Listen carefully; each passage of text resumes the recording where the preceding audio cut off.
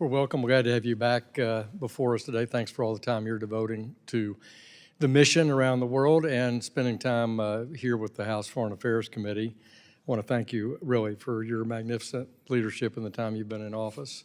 As it relates to helping Ukraine, you and I have talked about this extensively, and I want to talk to you about the good work of this committee on the REPO Act, which Mike McCall introduced, and I worked with him to amend rather significantly, but we got a very strong vote here, I think 40-2, and over in the Senate Foreign Relations Committee, something similar, 20-2, something of that nature.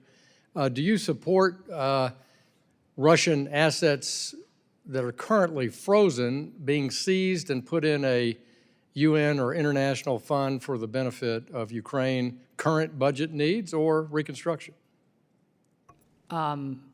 Absolutely welcome the chairman's leadership, your leadership, that of Senator Whitehouse, Senator Risch, and others. I mean, this is extremely important. It would be important anyway as a signal to Russia that you have to pay for what you did, that there is not the kind of impunity that Putin has become used to or seems to have become used to.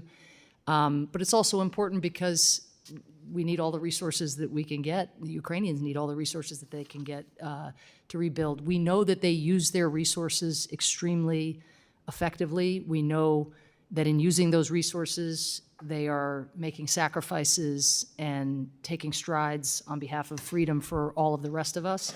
And I think this is an incredibly important tool.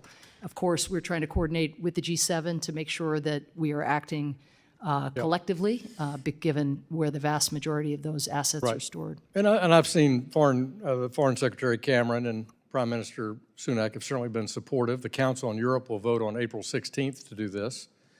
So I think we really need to be a leader. I think the United States needs to lead, and that will help Europe make the best decisions. It's true we only have $5 to $6 billion of those Russian Federation sovereign assets here, and it's certainly closer to almost $300 billion in Europe. But I think our leadership here is important. Thank you for that. I know that you've led in humanitarian efforts in Ukraine, and one of those is in agriculture and restarting agriculture. I haven't heard much discussion about that today. Thanks to American lethal aid, and that from France and from Great Britain, I won't leave anybody out, I'll say allied nations, the Black Sea is now open for business, is that right? Yes, it is. And that means we contribute less resources to the government in Kyiv if, in fact, Ukraine is exporting foodstuffs, fertilizer, others? Yeah, I mean, Putin's stepped-up bombardment isn't helping their ledger, right? So they've increased exports almost, I mean, have had even months where the agricultural exports exceed their pre-invasion levels, which is just breathtaking as a tribute to them and as a testament to the good that our support, I think, is doing.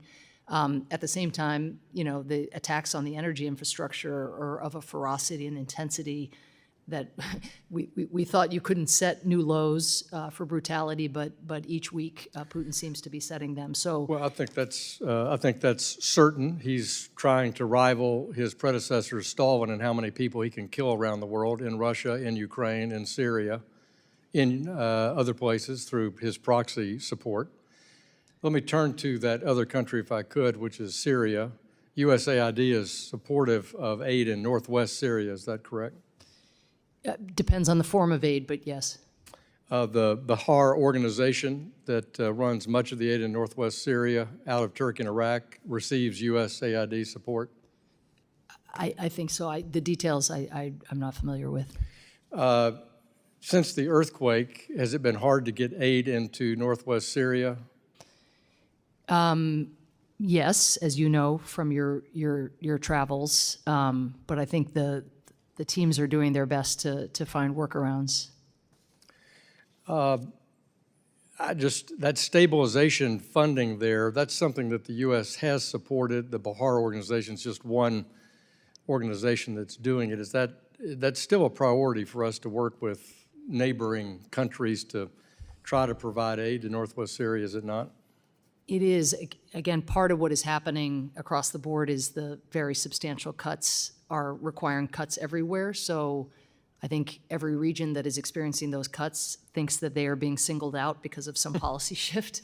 But in fact, when your budget shrinks by 40% and global needs go up by, in the humanitarian space, and global needs go up by 35, 40%, you know, that's what we're facing. So that's probably what is at work here, but I'm happy to dig into any specific. Look forward to following up with you. Mr. Chairman, I yield back, and I want to thank the ambassador, the director, for her hard work on behalf of America's interests around the world. Yield back.